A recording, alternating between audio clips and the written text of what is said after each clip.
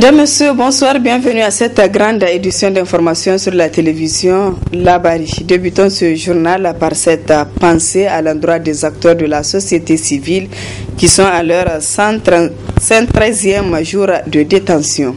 Il s'agit de Ali Idrissa du Routaba, Moussa Tchangari de l'association alternative Espace Citoyen, Nuhu Arzika et Maître Lurwana du MPCR et plusieurs autres personnes. Ils ont été tous arrêtés le 25 mars 2018 et incarcérés dans des prisons civiles de la région de Tillabéri, repartis comme suit. Ali Idrissa est incarcéré à Filengue, Nuhu Arzika détenu à Tillabéri, Moussa Tchangari à la prison de Walam, Maître Lurwana à Daikaina. Deux autres acteurs de la société civile qui sont à leur 91e jour de prison. Il s'agit de Michael Zodi du mouvement Tournons la page et Diori Ibrahim de l'association alternative Espace Citoyen, arrêté dans le même cadre le 15 avril dernier. À Zander, également deux acteurs de la société civile, à savoir Yahya Badamassi de Alternative Espace Citoyen et Sadat Iliad Malam du MPCR, continuent à garder prison pour leur détermination dans le combat contre la loi de finances 2018. Notons cette dernière interpellation dans le rang de la société civile, c'est celle de Karim Matanko de l'UGPDDH, membre du cadre de concertation et co-signataire de la manifestation du 15 avril dernier. Il est incarcéré à la prison civile de Niamey. Le procès de la première vague composé de Nuhu Mahamadou Arzika, Ali Idrissa, Moussa Tchangari, Maître Lurwana et les autres a eu lieu le mardi 10 juillet 2018 dernier au tribunal de grande instance hors classe de Niamey. Le délibéré est prévu pour le 24 juillet prochain. Un autre bref procès ce matin au tribunal de grande instance hors classe de Niamey de Maître Lurwana Abdraman, jugé pour outrage à magistrat par voie de parole lors de l'audience du 10 juillet 2018. Et c'est le doyen des juges d'instruction qui a déposé cette plainte contre l'acteur de la société civile, Maître Lurwana. Le délibéré du procès est prévu le lundi 23 juillet prochain. La salle de banquet de la primature a servi de cadre cet après-midi à un point de presse animé par le responsable du dispositif national de prévention et de gestion de crise alimentaire. Il s'est agi au cours de cette rencontre avec la presse de la réévaluation et de la mise en œuvre du plan de soutien aux populations vulnérables 2018. Le résumé avec Adam Soumana et Sadou Doumi.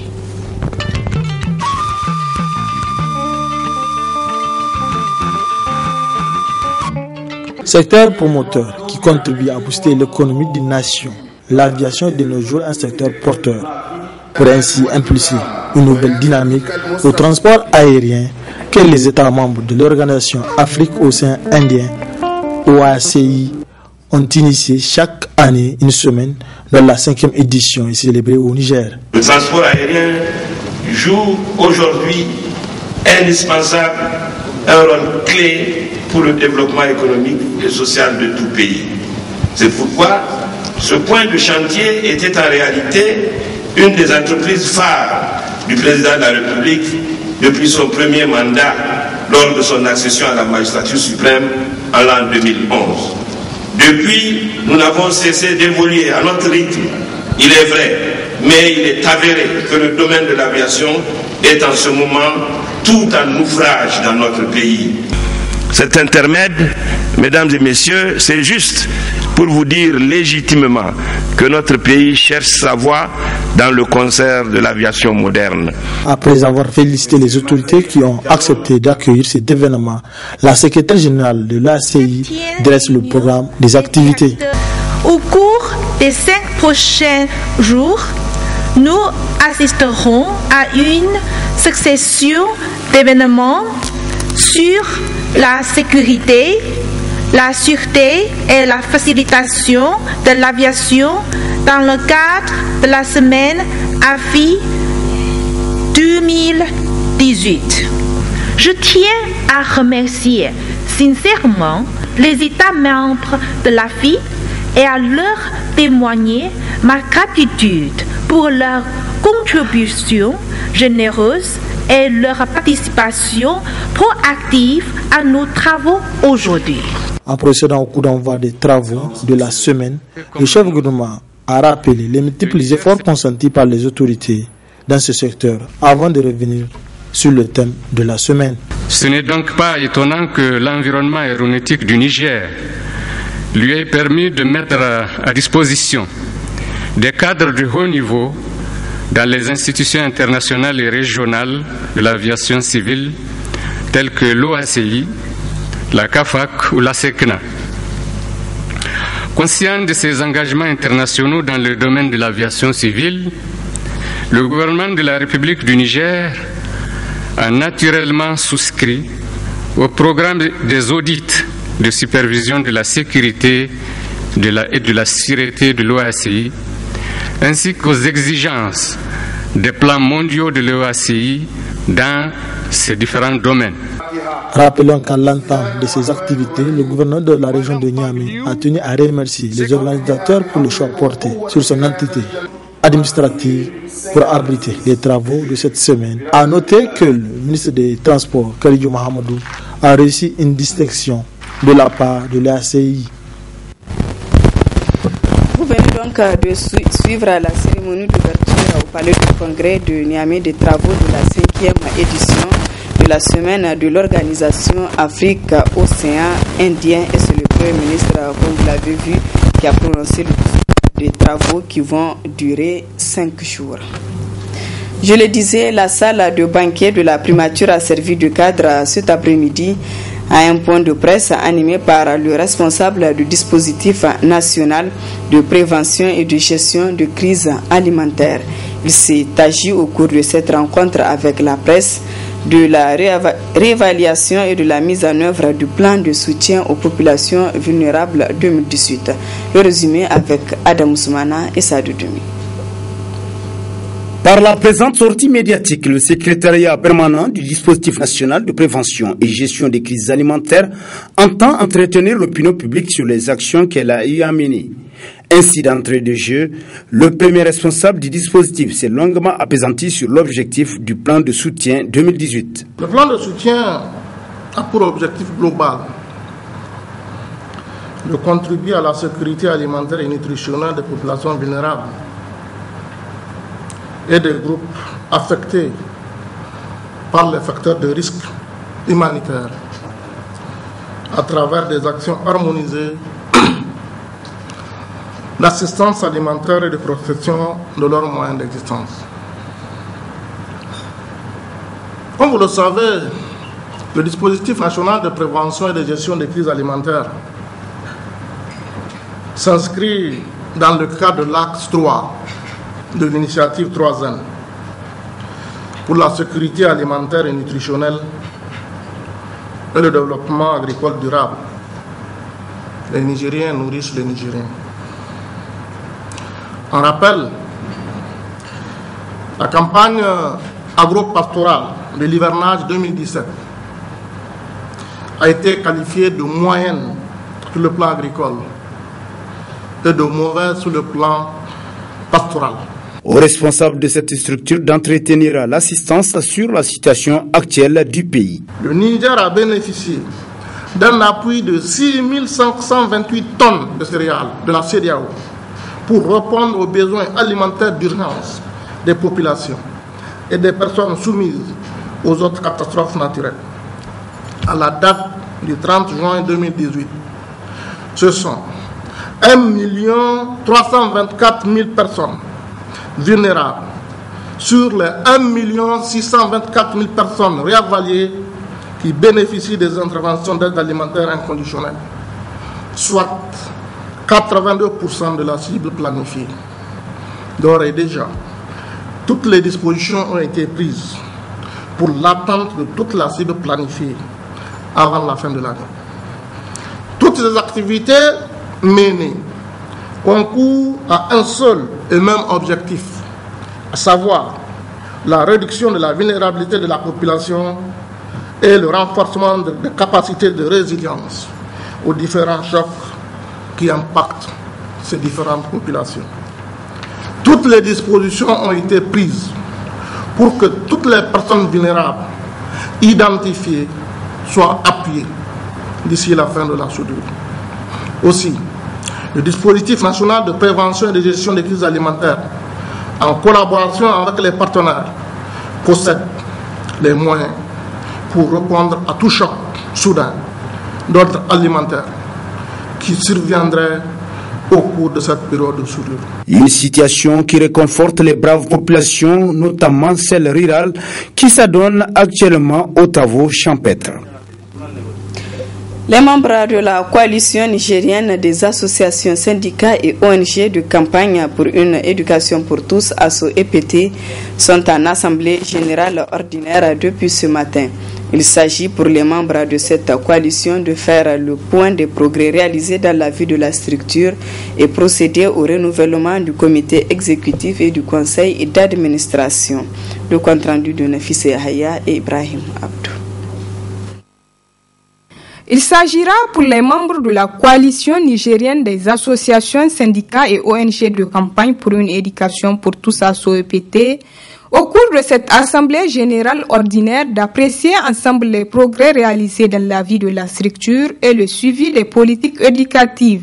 La rencontre d'aujourd'hui s'inscrit dans le cadre de la tenue régulière de l'instance de notre organisation, l'Assemblée générale, et cela conformément à l'article 6 de notre règlement intérieur. La tenue régulière de notre AG et des réunions du conseil d'administration est une preuve de la grandeur et de la maturité et du dynamisme de ASSO-EPT Niger pour la promotion de l'éducation pour tous. Une éducation gratuite, inclusive et de qualité. De nombreuses rencontres se sont tenues. On peut citer entre autres le Forum mondial sur l'EPT à Jomtien en Thaïlande en 1990, le Forum de Dakar au Sénégal en 2000, la conférence régionale ministérielle de l'Afrique subsaharienne à Kigali au Rwanda en février 2015, le Forum mondial sur l'éducation en avril 2015 à Incheon en Corée.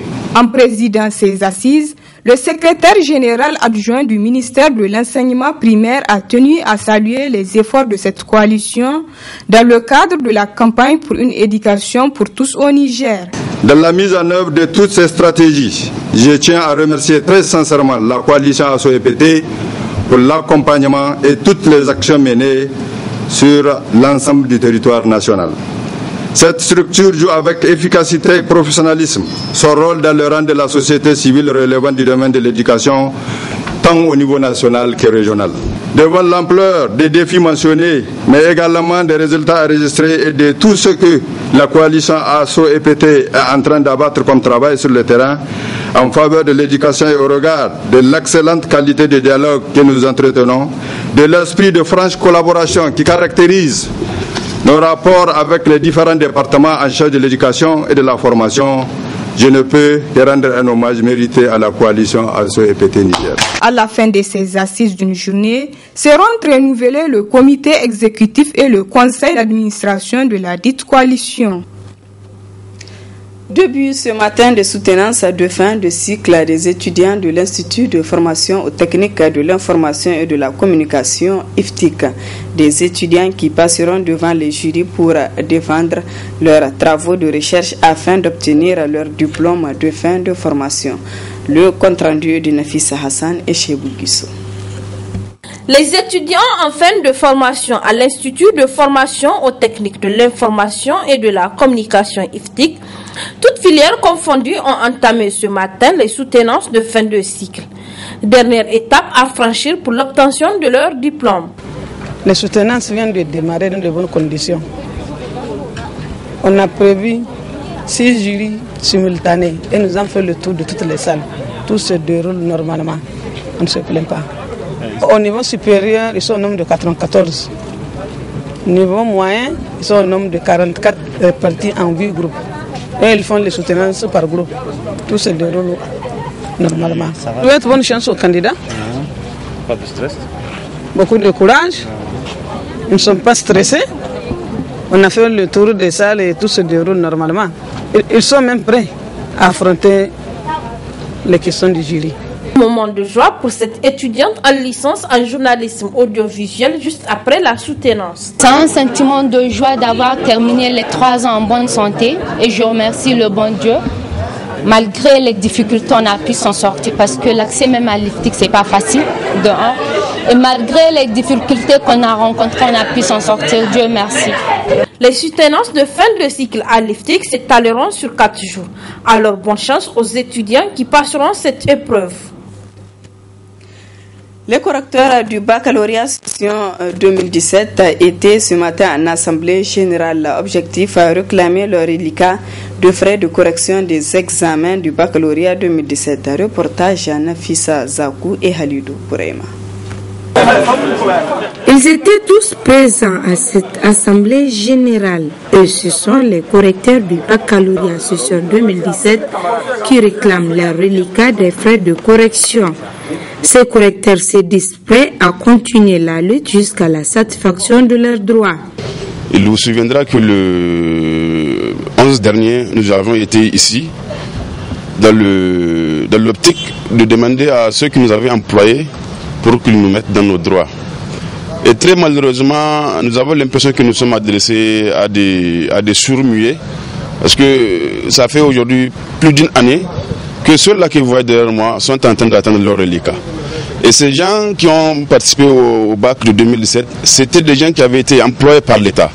Et donc nous ne pouvons pas comprendre assez qu'on dise un an après que ces enseignants-là ne puissent pas être de leurs droits. Donc nous sommes là aujourd'hui encore pour continuer à assaillir la conscience de ceux-là qui ne veulent pas entendre que nous sommes toujours là et que s'il le faut, nous allons même passer de nuit ici pour que nous soyons dans nos droits. Nous ne pouvons pas, comme dans un état de droit de démocratie, qu'on puisse faire en sorte que l'enseignant soit la risée de tout le monde.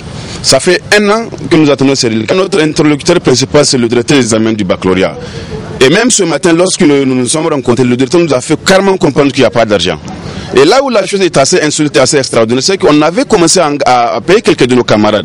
Donc nous estimons en termes budgétaires, si on paye une seule personne, ça veut dire que toutes les autres personnes doivent aussi en avoir. Donc nous ne comprenons pas les raisons qui font qu'on a payé une moitié des enseignants. Sur les 100%, c'est à peine que 10% ont reçu leur reliquat.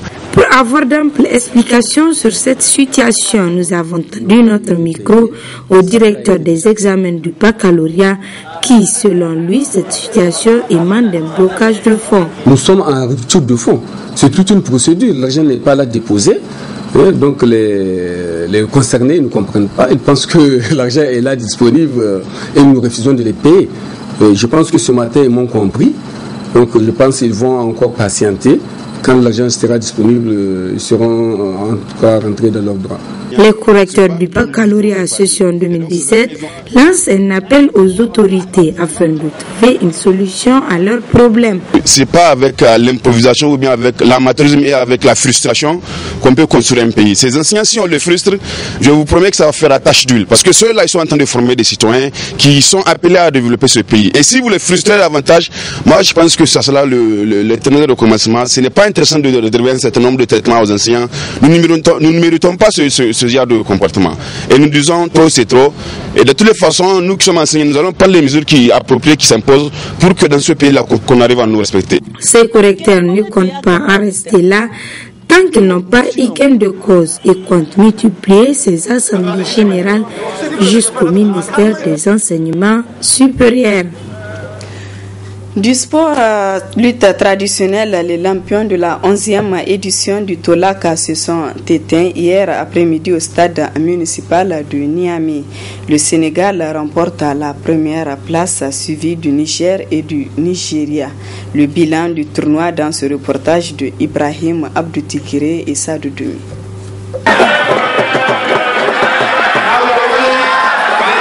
L'édition 2018 du Tolak a été des plus difficiles pour les lutteurs nigériens. Battus en finale par équipe par leur bête noire, le Sénégal 4 victoires à 1. L'équipe nationale du Niger a arraché une médaille d'or pour les combats individuels par l'entremise de Mansour Issa dans la catégorie de moins de 116 kg. En somme, la moisson a été maigre pour le Niger qui subit depuis quelques années au Tolak la loi des Lions du Sénégal. Je crois bien que les Nigériens c'est vrai, espèrent beaucoup plus. Moi, je demande à l'ensemble des Nigériens d'être tolérants par rapport donc à cette équipe qui n'a pas eu beaucoup de temps de préparation. C'est compréhensible.